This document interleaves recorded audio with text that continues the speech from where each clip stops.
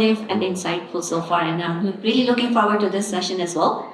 We will be talking about designing missing middle housing for cold climates, and we have two amazing speakers to walk you through that session. We have Frank Crawford and Kim Walton, and I'll pass it over to Frank. Thank you. You guys can all hear me good? It's a small group, that's good. So yes, there's the survey. If you haven't clicked it, please do so. So yes, we're talking about designing missing middle housing for cold climates, challenges and solutions. A mistake. All right, so my name is Frank Crawford. I am a civil engineer by training, certified passive house designer and tradesperson. I've been in the construction industry for about 20 years. The last 8 have been working on higher performance passive house buildings. And I'm the owner, builder, and I've been living in a passive house for the past 8 years with my family, which is actually a missing middle house. It's a single family home with a secondary suite at the basement. And the education committee lead for Passive House Alberta. You know, people say how certain or okay? Can you hear me? Boston. Okay. Sorry about the feedback earlier. My name is Kim Walton, and I am a designer, building designer and consultant.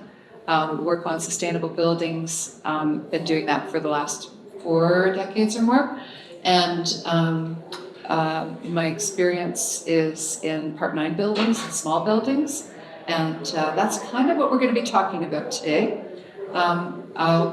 Frank's going to be the tech guy, and then I'm going to be the person who's going to help you do some fun activities. Okay, so Passive House Alberta, we're a non-profit in Alberta, and our vision is that Passive House becomes the standard for the built environment, that it's affordable and accessible to all.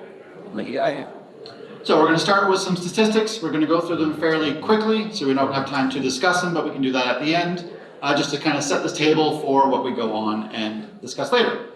So home ownership is starting to become less affordable in Alberta. So from 2013 to 2023, the price of a single family home in Calgary jumped 40% from $452,000 to $635,000. Edmonton was a little bit better. From 2017 to 24, it went up 22%, from $356,000 to $436,000. And Alberta is a fairly large area. We have lots of space, not a lot of people, so we have kind of always lived in fairly low density cities, and we continue to live in low density cities. 55% of all the homes in Calgary are single family homes, which is down only slightly from 60%. And in Edmonton, it stayed about the same as 50% single family homes. So low density. Whether low density is good or bad depends on kind of some of your goals, your beliefs, your principles, but there are some kind of inherent drawbacks from low density that we can't get away from. Another issue that we're dealing with is the infrastructure is getting old and needs replacing. So given the age of a number of cities in Alberta, everything has a life expectancy, and a lot of the infrastructure that was installed a while ago is getting near the end of their life expectancy. And for those in Calgary, we all lived through that water main break last summer, and if not, I'm sure you at least heard about it. So there's lots more of infrastructure that is under the ground in our cities that is nearing the end of life. So cities are the ones that are burdened with having to maintain, upgrade, and improve all of this infrastructure, and they only have a limited amount of ways to make money to pay for all this stuff. So there's property taxes, user fees and charges, government transfers, investment income, licenses, and permits. And 50% of the city of Calgary's operating income last year came from property taxes. So that is their biggest lever that they have to adjust if things go up or they have to repair things. So, based on all those kind of stats and issues, this is a very simplified graph of kind of the predicament we are now finding ourselves in. The cities need to do more things, and because property taxes is basically how they pay for that, the higher density, more people per square meter, the more people there is to pay for all those things. And the other issue specifically to Calgary is right now we have 23% occupancy in our downtown core, which is better. It was 30% a few years ago. But because of that, more of that burden is falling on our residential property owners to pay the property taxes, to pay for all the things we need. And we as citizens, we have lots of needs and wants. So if we want stable services, but we want low taxes, we kind of need more density to pay for that. If we want low taxes and we want low density, eventually the services are going to have to be cut because there's not enough money. And if we want low density, but we want stable services, we need high taxes to pay for that. Okay, so again, we can discuss for a very long time where exactly which overlap we need to deal with or where we should be, but the important part from this slide is that the intersection of stable services, low taxes, and low density does not exist. We cannot do everything. We have to make some choices. I need to be brief. So, talking a little bit more about housing, this is the housing continuum. Basically, it starts at homelessness on one end, and it goes all the way to market housing, which is basically private ownership or rental of a house at the other end. And there's lots of steps along the way. And based on the previous slides, making that housing affordable is becoming more tricky. So housing is deemed to be affordable if less than 30% of the household's before tax income goes to housing. Okay? So all those other things are making the prices go up, so it's harder to maintain that 30%. So if you start to slip below that 30% or slip above the 30%, then you might start to be bumped down a few rungs on this continuum.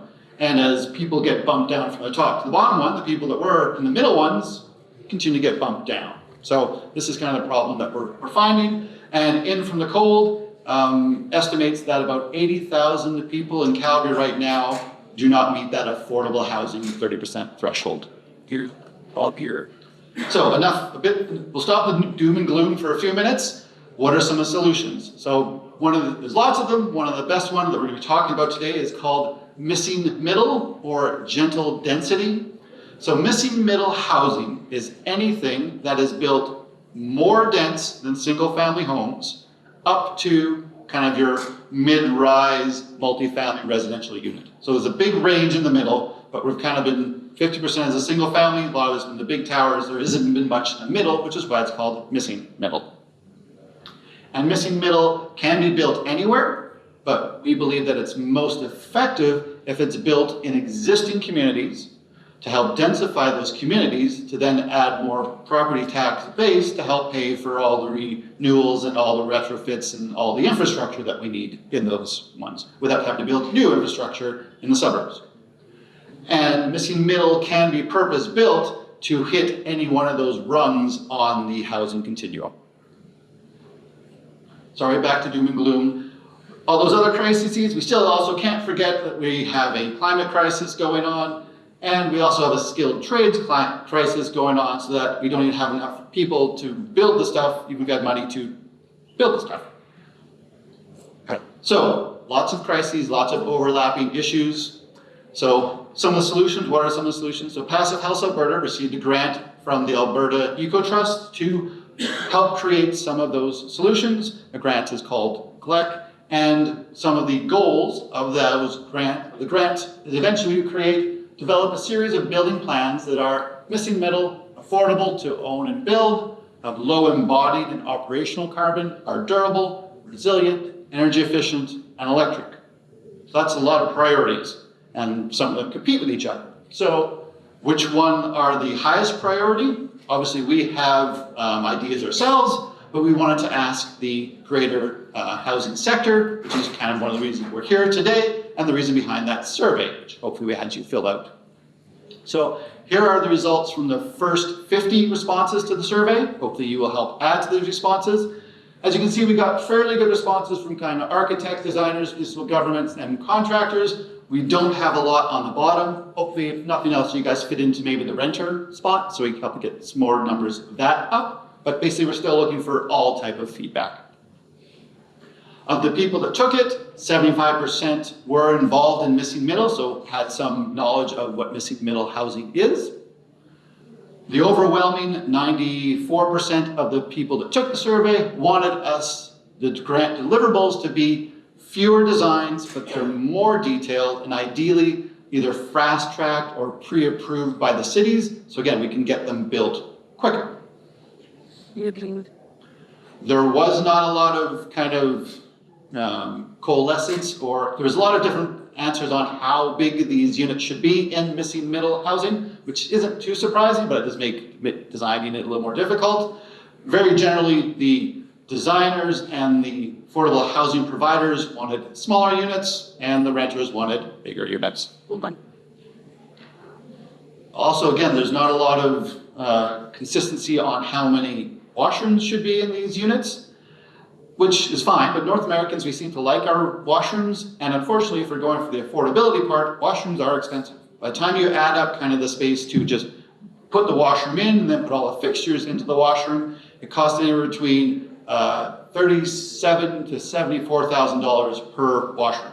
And obviously that's a big range, but washrooms can have a big range in size and fixtures as well.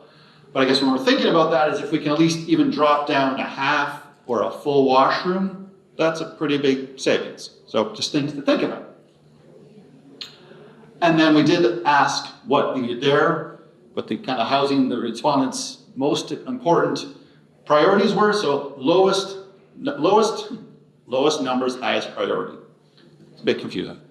So this is the weighted average of all the responses. So again, lower numbers are higher priority. So not surprisingly, lowest construction costs, it still wins, cash still wins. But it's nice to see energy efficiency, durable, and low maintenance also fairly high priority. And on the other end, prefabricated, low embodied carbon, and all electric are less of a priority. So that's the very quick preamble. So now what we're going to spend the rest of the time, and I got through that pretty quick, is kind of going over some of the designs with you and getting some input from you on what the final designs should look like. So, Ken. Okay. So we're going to have an activity, and that's what we're going to spend the next 20 minutes, I hope, doing. We're going to distribute some plans to the tables. We hope that there's at least 3 people to a table. So if you're at a table by yourself, if you don't mind moving to another table, because this can be a bit of a group discussion. And while Frank is handing out some plans, going to describe what we're doing. This has a fancy name called Integrated Design Process. And what we're going to do is ask you some specific questions about your kind of knee-jerk reaction to what you see in front of you. What we do not want as part of your discussions, there's some rules here, is that we're not going to talk about parking, and I'm probably going to say that a couple times. We're not going to talk about parking because that'll just take up the whole time. Both of these plans, one is a 4-plex and one is an 8-plex.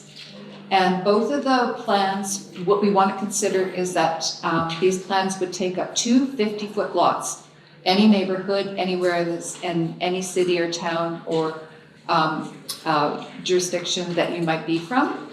And one of the units does have an interior stairway. This is kind of an important thing when we're talking about these buildings in February when there's snow outside and safety of stairs outside or inside. But it also has some implications for exiting and fire codes. So it's just something to note. That one of the plans has kind of an upside down thought about horizontal separation of the units, where the secondary suite is actually up, and in the other plans the secondary suite is down. This is just quite a quick overview of what the plans are like. So next slide. Was operating now. Are we operating that? Yeah. Oh, sorry.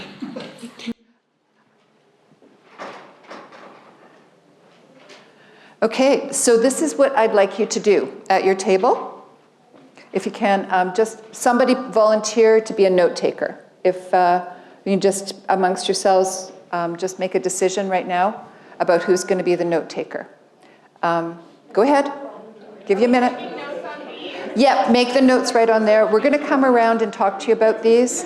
And then what we'll do when we're done is take your notes. The person who's the note taker does not have to be the speaker. So you can also have somebody at your table elected as a speaker. So just because you're doing the notes, that means you won't have to speak. How's that?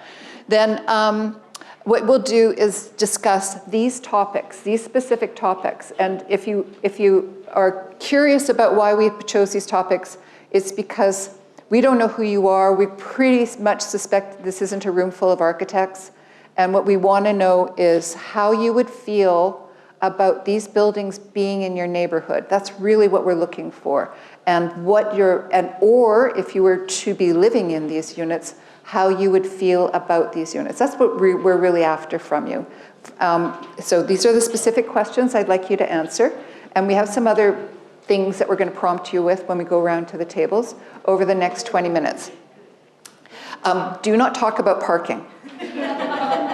I know it's a big topic, and we probably will have, we're going to do, our plan is for this grant, is to have meetings with codes officials and architects specifically, with people, other people who might be renting, a whole bunch of different groups. And we also will be talking to neighborhood organizations to talk about specifically about parking.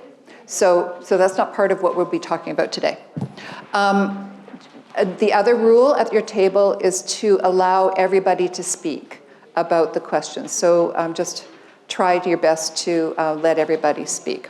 Okay? Okay, go at it. And we'll come around and talk to you.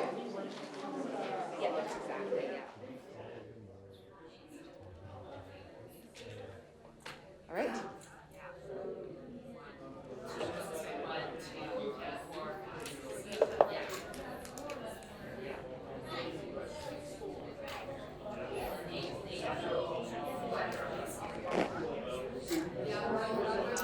Take this with me.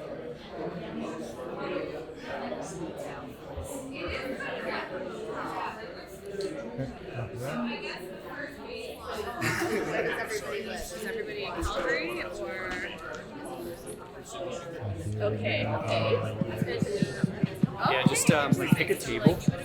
Very different housing structures. Yeah, okay, fair. Yeah. Interesting perspective. So I'm in Calgary, I live in Crawford. So I'm in a community that this is a huge topic. Sorry, I keep trying to see like making a little more too on the Because the community was built like 1942. You're going back. No, you're going back. And we actually have a situation where they've torn down the church, so this is like their property right next to an elementary school. And they wanted to come in and put, I think it was like an 8 or 10 flags on it, and the community pushed back, like the door. And now they're moving into more of an 8-plex. Just wide level. Yeah. So Thanks, dude. Sounds good. I'm gonna move around a bit. Different tables, or Just make sure you come back to the small one. yes. But you probably don't need to. Yeah, I might just. So I guess the question then is it, are we obviously having, right? And are I'm guessing the lot unit sizes are larger in this one? They're common. Yeah. So just in this case, units, the room set up for so this is very slow.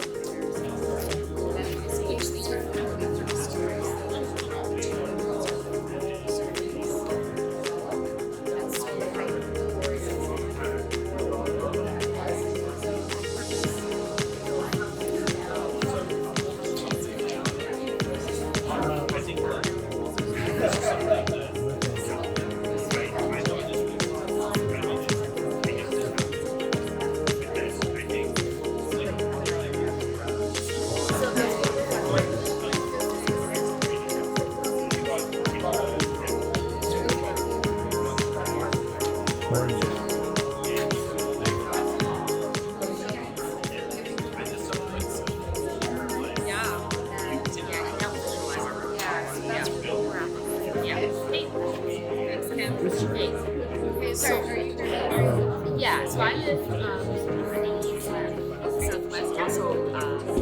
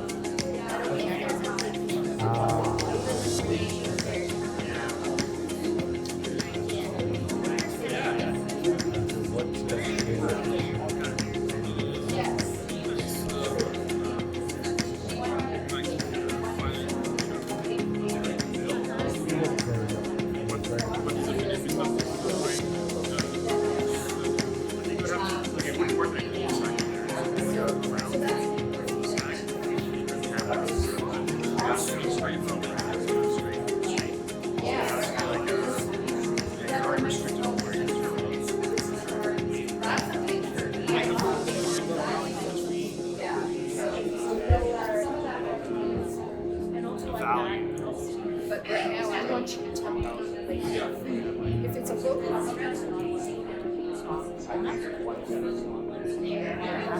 can't see. Till it's already there. Yeah. They want to be meaningful. Yeah. And if the I just want you to know why they want to some of the background, not all. I just think it's important to be engaging. We have a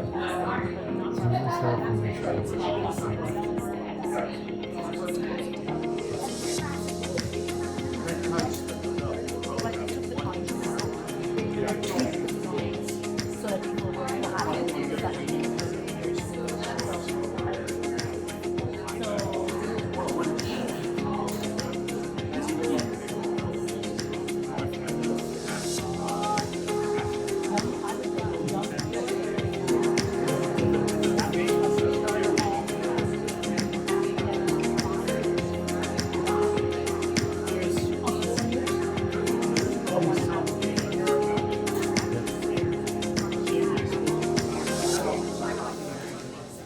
So, but if you're in the bottom unit,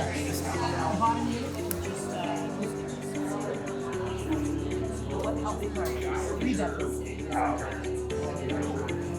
At least it says bedroom 3, primary bedroom. Oh, so it is 2 beds. Maybe this is a small.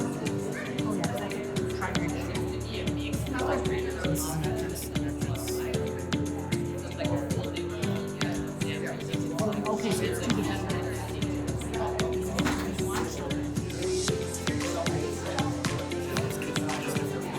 So they're both 2 bedrooms. So 4 blocks.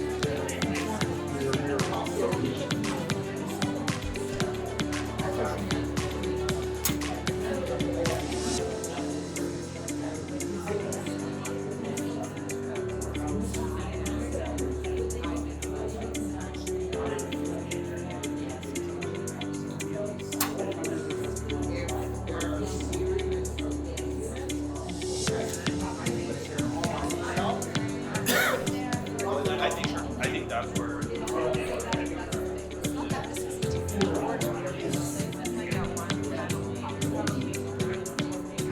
well, there's 4 units. There's 4 units.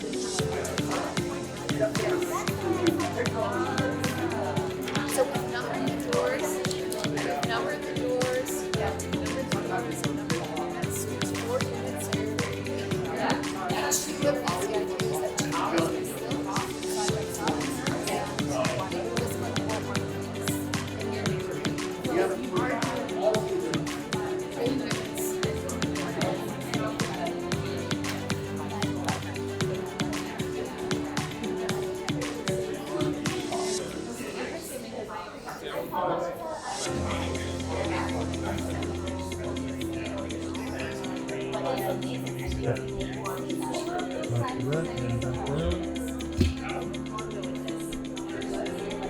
Do this? Can I turn this on? Oh, there, okay. Just an explanation, just so everybody's clear. The proposal is that there are 2 50-foot lots in your neighborhood, maybe next door to you, and there's a proposal for an 8-plex or 2 4-plexes. And the single family, or what looks like a 4-unit unit would be 2 separate buildings, and the 8-plex is one big building. They both fit on the same lots. Just to be clear, okay?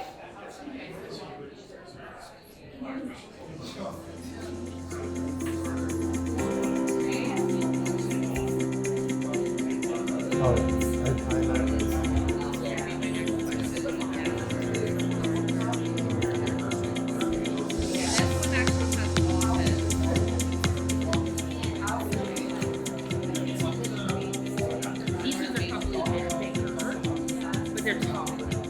So I guess the question is maybe even what should of how big it looks. Like for instance, I have a big owner.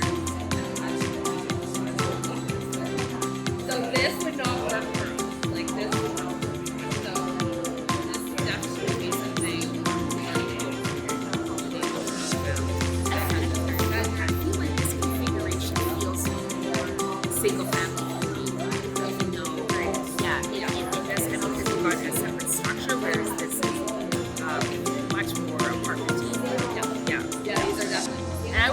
offerings for apartments. Yeah.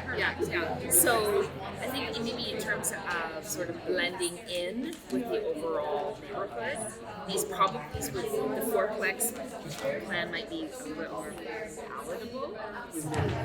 The new $6 Buddy Bundle. Try it today at A&W. Looking for clarity on where to invest? Then it's time to partner with. They said these were 3 stories, right? Like they're higher. So the lower rise will be, yeah, let's see.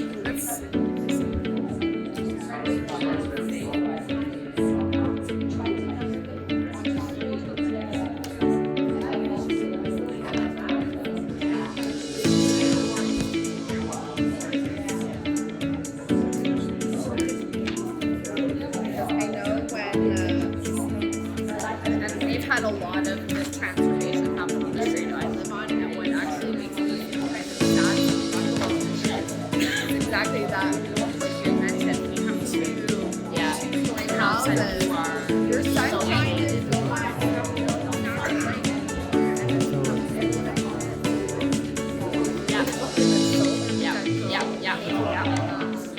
that did happen to us on the south side of our house. There was a little rough lot and a two-story brick house, and we did lose a little bit of this.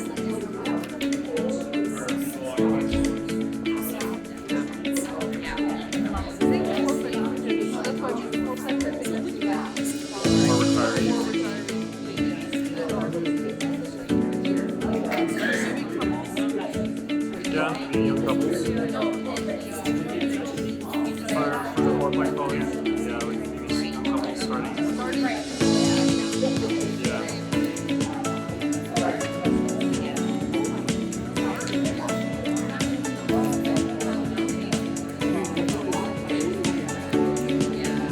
Yeah, so this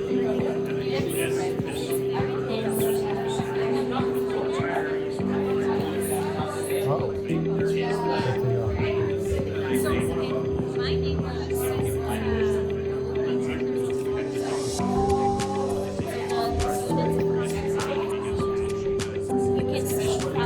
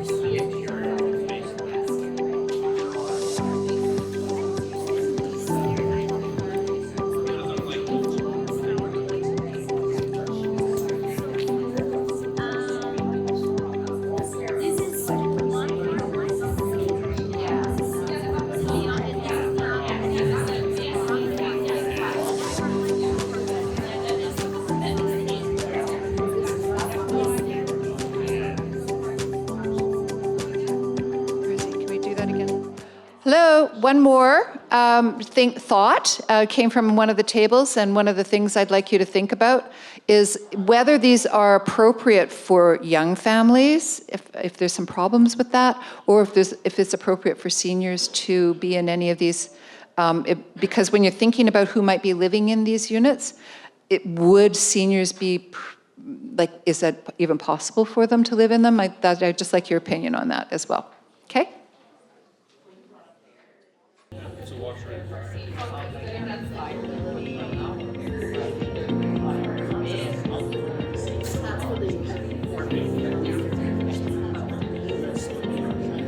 Yeah, I think families start retiring,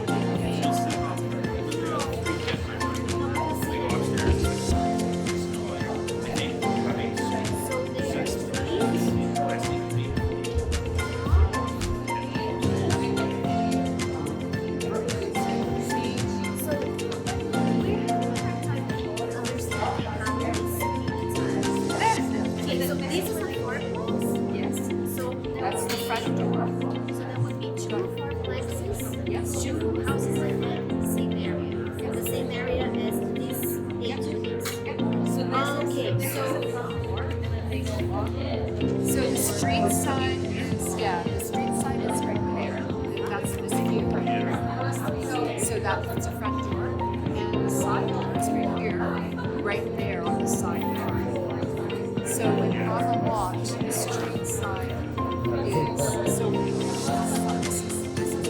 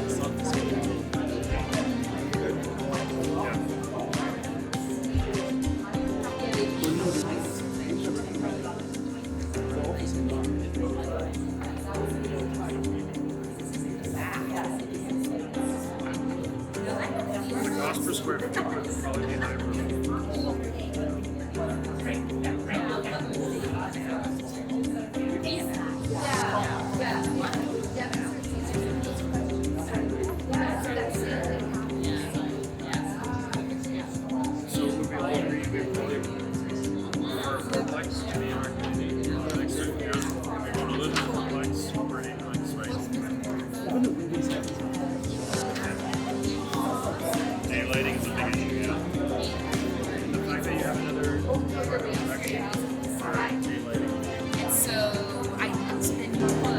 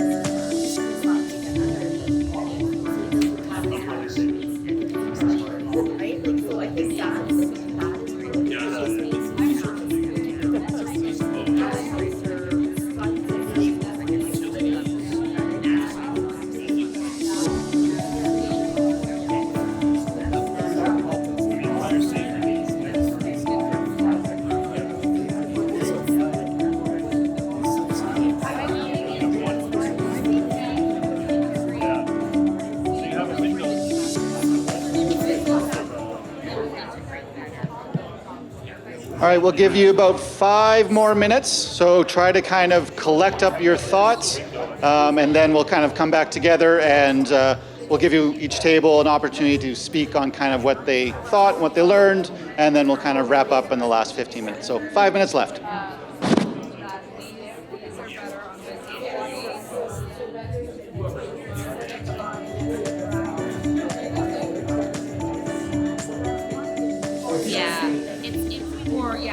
With like, you know, towards the corner, closer to the business space where you expect a little bit more of that type of building construct, not in the middle of yeah. Whereas these could, that design, this design could really fit either. All right, we'll give you about 5 more minutes. So try to kind of collect up your thoughts. Then we'll kind of come together and do We address what is missing.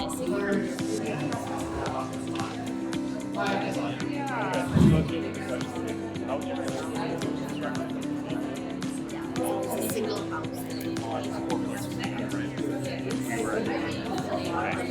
How do you feel this building was constructed next door to your house? Yeah. Do you think you would live in this building, the fourplex? Yeah, I could live in it for sure.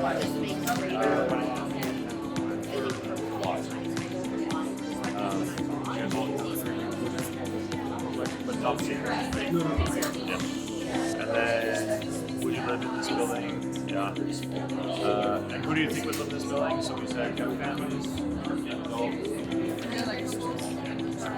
retirees, I don't understand why these were put here. Why was it just a slope face, south facing roof? That would be more solar. Yeah, so it's Of course, that would be. it's always it's depending on which way it's south. Yeah. It's more that architecture was just to make it look more like kind of 4 houses stuck together as opposed to one.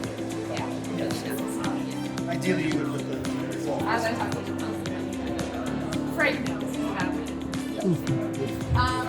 We were asking about the front lawn kind of back areas. So in this way, and you think we're confident that's not. It's ownership. How are you guys opening this? You got it? Okay.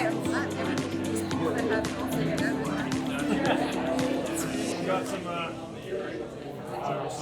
some ideas that are all shared. Oh.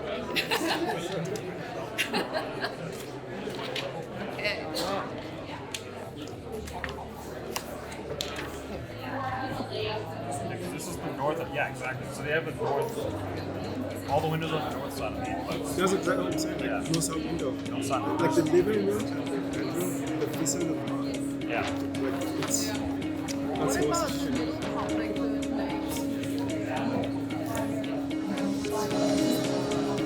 so this is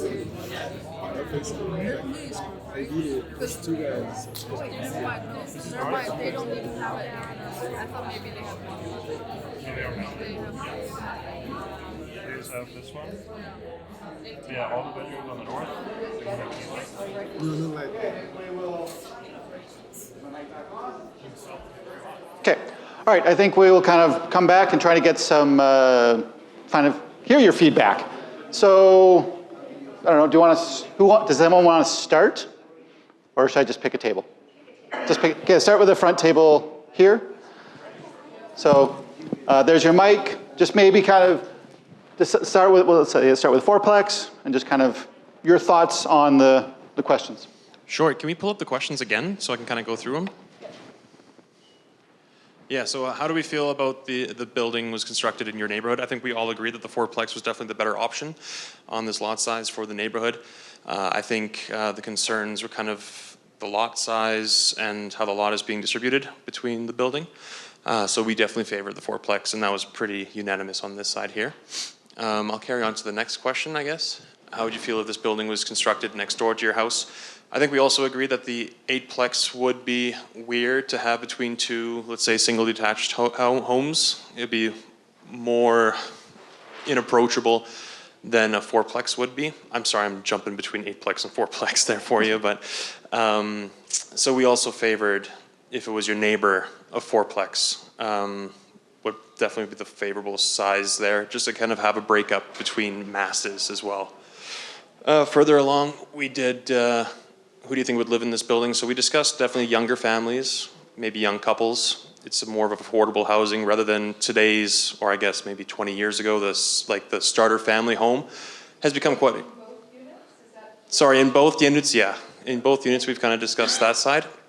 Where we differed in between units was the accessibility part. So for older retirees, I think the fourplex is more approachable than the eightplex because we're talking about the mobility issues. So the staircases on the eightplex were definitely more abundant for both underground and above ground levels. On the fourplexes, maybe 3 or 4 steps to get into the unit on the ground level units, which we found more approachable for mobility issues for sure. So the fourplex wins for senior occupation. Young families and young couples, I think we would still favor the fourplex, but on the mobility side, it's less of an issue, I think, on that side. Would we personally live in this building? Eightplex, no. Fourplex, yes. I think there's a higher risk of having a higher density in one building for flooding or those sort of perspectives, that you have more people contributing to that system, that it might there's a higher chance, a higher risk involved in living with a higher density there. So having a little bit of a break between those buildings would make a difference. And a couple things we discussed that were missing in these plans was for the eightplex, back doors for fire safety. You only had exits on the front doors. Yeah, you had the windows, but that's a little bit of a drop. Yeah, thank you for doing that. A little bit of a drop on the top floor there, top floor units. So fire safety was a concern. If you had a fire in the basement on the front suites there, it might be more of a challenge to exit the building. Fourplex was definitely more accessible that way. In addition, on the fourplex, you have multiple exits, orientations, which doesn't overcrowd the front face in a sense of fire or exiting the building on a short notice. I think that covers everything. Yep. Anything else to add there, folks? Excellent. Yeah? Where can I hand this off to you? I'm gonna go there, where you're standing. Hi, everyone. So just to add on a few things that weren't already discussed, and great consideration with the fire, we didn't even consider that, so that was a really good point. With the fourplex, we kind of also discussed being in older neighborhoods that have bungalows. If you were to have an eightplex in the middle of a residential street, it would look kind of weird, so to kind of keep the eightplexes for more the main roads or at the end of a street as well. From a mobility perspective, it's not just seniors, it's just anybody who has mobility impairment with the eightplex would cause an issue. And then we also thought the fourplexes would be great for multi-generational families as well. Yep, that's actually what that building was designed for. It's a family that basically had two kind of growing children, and right now they couldn't see a way of them actually ever owning a house, so they decided to just build a house that had space for them, and then the fourth unit is probably just going to be rented out.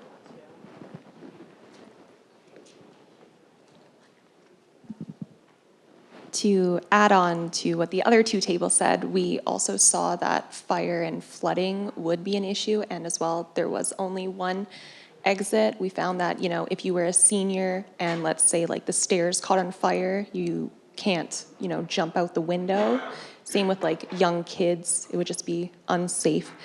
Plus we would see like a domino effect with like the flooding and the fire, you know, within like it all, just because we don't know if there is like a barrier, any, you know, preventative measures. And then as well, if you have like any disability basically, or accessibility issues, because all of these units have stairs, you know, you would not be able to, and let's say like if you were in a wheelchair, it would be difficult to maneuver around like the tight corners or to even like access the bathroom and just shut the door. And then, yes, planning and building for weather, not just for the weather that's currently happening now, but planning for like the climate change that could be happening like in the future. We also found at our table that we like our personal space, and it would feel like we'd be living with a whole bunch of roommates, and you know, we would be hearing them next door, you know, kind of eavesdropping on their conversations.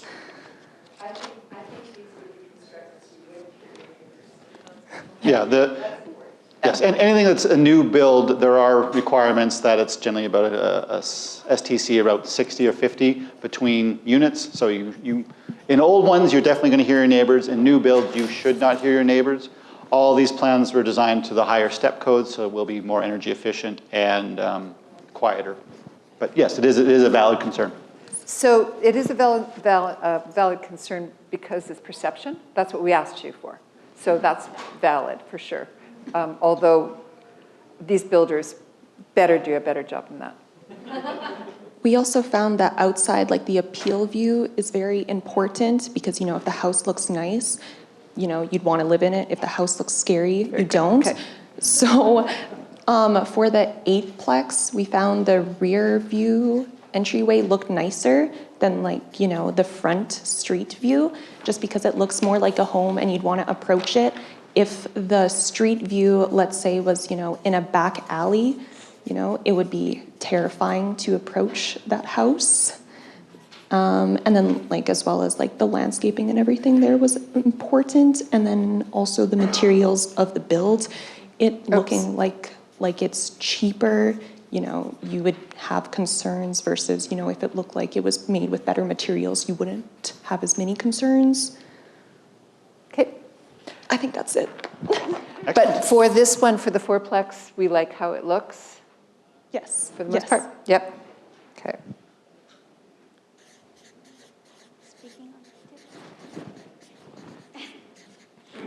Okay, can everybody read this?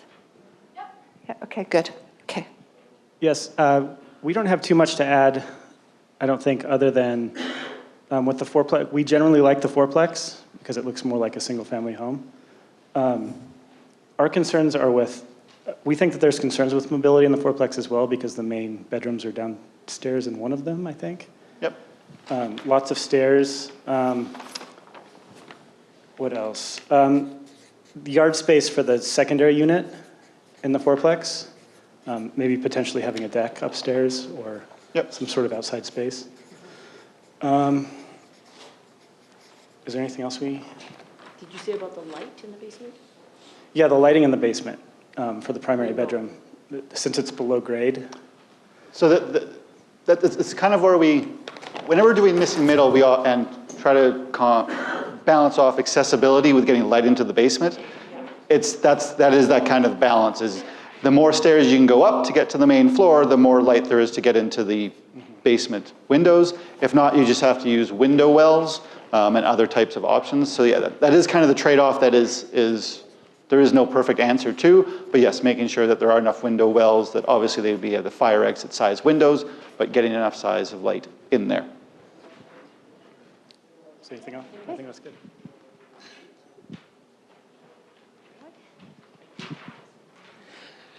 Just a couple things to add.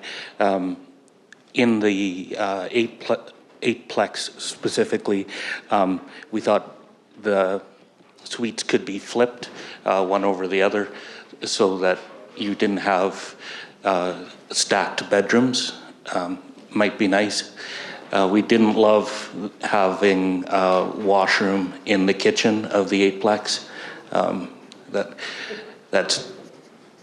We really didn't like that. We thought the eightplex was perfect for family communities though. For the fourplex, I think we more universally liked it. We did like that there was diversity in the sizing of having like a 1-bedroom or a 3-bedroom.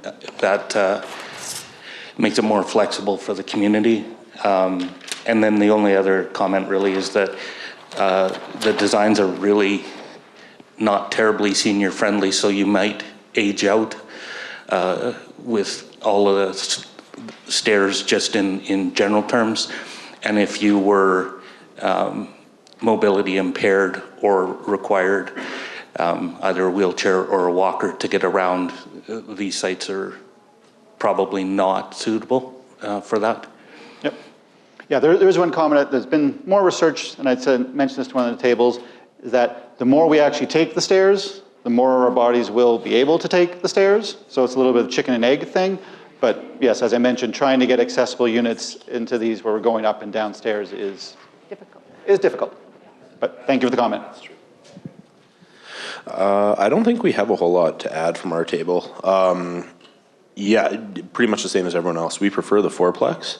I think looking at existing suburbs and like infills, I think the fourplex fits the aesthetic of the community that most likely is already there. Whereas throwing an eightplex in when there's only a bunch of other single family homes around doesn't quite, it's not quite as synergetic, I guess. So I think the fourplex is better for that.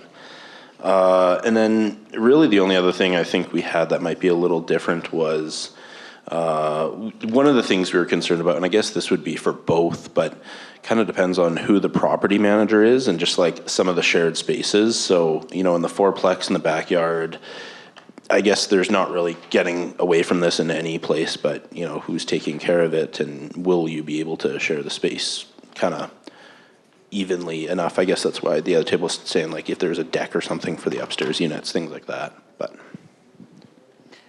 okay, so purposely there's no decks, and the amenity space is compromised in both plans. So I'm glad that you identified that, but that is interesting. And now I'm going to bring up the parking thing, because we would have to accommodate parking. That's going to really erode the amount of amenity space as well for both projects. Last table. Hi. Not much different than what most of the tables said. I think at the beginning, our conversation was more about how do we feel about this houses being built in our neighborhood and how do we feel about it being next to us. And at least both of us live in an older neighborhood where there's sometimes this infill happening or this house is built. Mixed feelings for sure for us is more of like, well, are they just tearing down houses to just bring new houses? And that's kind of a concern with older neighborhoods. However, on the other side, it's more about, it helps bring the density and bring more vibrancy into the community. Because the majority of the people that tend to move into these houses are young families or young professionals. And so that kind of helps bring a little bit more of that vibrancy. So for that matter, we would like that. But now when you ask, do you want this next to you? That's when you're like, I don't know. Like, I want these houses. I like the diversity of the neighborhood, but do I want 8 families living right next to me? And so that is a bit of a challenging thing to answer. Mixed feelings, definitely. Other things that we kind of mentioned, definitely we like the aesthetic of the fourplex better because it looks more like a house, just a house. What else was I going to say? Yeah, so we like that one more of a house versus how it would look to have a longer building next to us, which was mentioned in some of the tables. The fourplex definitely looks more for like a multi-generational housing. I think it's a lot easier when people sort of get along because you are sharing the 4 bigger walls. And it would be really challenging for that to get new renters or to sell that unit when they're so intertwined with each other, whereas the eightplex is a lot easier because they seem to be a little bit more individual. Yep, that's a really good point. So. And one more thing, I don't know if they talk about the yard, but the fourplexes, the backyard, you're gonna share with 3 other families, right? So it's not as restrict as the eightplex, because then all of a sudden you were dividing your backyard with 8 other people. So I would rather share my backyard with 3 other people than 7 other people, 7 families. So the backyard on the fourplex is way more desirable. Yep, yeah, and breaking up where all the amenity spaces for each of the units go is another kind of piece of the puzzle that is often in conflict with other pieces. So it is tricky to get all right. One more table? Or did we one more table? I think we got everyone, didn't we? We've got everyone? Okay, I'd like a show of hands for a couple questions, please. So number 1, how many people would live in the eightplex? Would ever live in the eightplex? 1, awesome. 2, okay. How many people would live in the fourplex? Awesome, okay. That's really important. That's really important for us to know. How many people, just to take a poll, how many people would be okay with 1 of the fourplexes next door to them? And how many people would be okay with 2 of the fourplexes next to them? Okay, so everybody's good with, it doesn't matter if it's 1 or 2. Okay, that's awesome. Okay. How important to any of you is the intergenerational aspect? Because that's come up a few times. How many people think that's important? Okay, pretty important, kind of medium important. How about the weird doors for the fourplex? Is that confusing to people? Do they think they trip over that as something that, yeah? Before we got into, thank you. Yeah. We were trying to understand the layout of the fourplex so long. So most of the discussion on our table was trying to understand the layouts or actually coming to answer the questions you were asking. So it was very confusing. Anybody else find problems with that, have problems with it? A few of you? Yeah, okay. Okay. Is there anything else that you'd like us to know about what we did today? About these plans? So one thing I was wondering, and I don't know if you can really answer this, but I guess looking at the fourplex versus the eightplex, it really depends on who owns it, but would you expect one of them to cost more than the other for rent? Yep. And I guess that's the next question is, would people be willing to pay more for one over the other? I mean, it sounds like probably, because people would be more willing to live in one than the other. Yeah, the eightplex, the way that you see it right now, is designed to be a rental. That's the plan with that one. And definitely, excuse me, more affordable, not very likely sold as units. And the fourplex is something that could be condoized or sold to individuals or families. So I mean, that's what you were looking at. One thing I didn't hear from any of the tables is who you think would be living in this besides young families and seniors. Who else do you think might live in the eightplex? Single people that maybe have roommates or people that aren't quite at that stage of being married. And Yeah, so she said single people, not married. Is that, do people agree with that? Or empty nesters. Or empty nesters? Do we have agreement on that? Okay. From an A-plus perspective, we consider that to be more transient. So, Okay, yep, that's really important. Yeah. Okay. Whereas the fourplex is more would be for more established. Yep. Okay, well, we're a little bit over time, so thank you all very much. Is there any last comment? Yep. Yeah, one last comment, sorry. Just noticing here the lack of kind of like climate adaptability measures in place, like maybe a greenhouse or solar panels on the roof. We kind of purposely left that all out. Both those designs are near passive house, high performance. The fourplex is a net zero fourplex, so it would have solar panels on it. Whether or not there is, on the fourplex, there is enough space to grow some food on site. So yes, those things are being incorporated. We just didn't really have enough time to show it all and discuss it all. If we had 4 hours, we'd make you do a whole lot more. Yeah. Yeah, so we purposely really wanted to narrow it down to your feelings. Yes? I don't need the microphone, I think about it. Yep. But are they cost affordable to First Nations? Like, this would be perfect for some of the First Nations, which is why I'm asking, like, the cost of these units. What are the costs of these units? Because of the units and the accessibility, the capacity for First Nations, all those questions. What we would really like is for you to fill out the survey, put your email in, and become somebody who will participate in our next IDPs. And we'll approach you with everybody who does this. We'll let you know what they look like and let you volunteer an hour of your time, 2 hours of your time for any of the other discussions that follow up. And we'll be addressing things like affordability, and we'll be addressing things like sustainability and what that looks like. And we also will be wondering about where these buildings could be built. So this was really high level, and I really appreciate your feedback and your honesty and sharing all of that with us. And I hope that you had a good experience with your first IDP. That's integrated design process.